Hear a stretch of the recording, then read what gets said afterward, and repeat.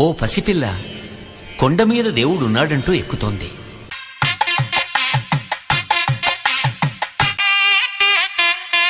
అమ్మయ్యా దొరికావా అర్ధనారీశ్వరుడా,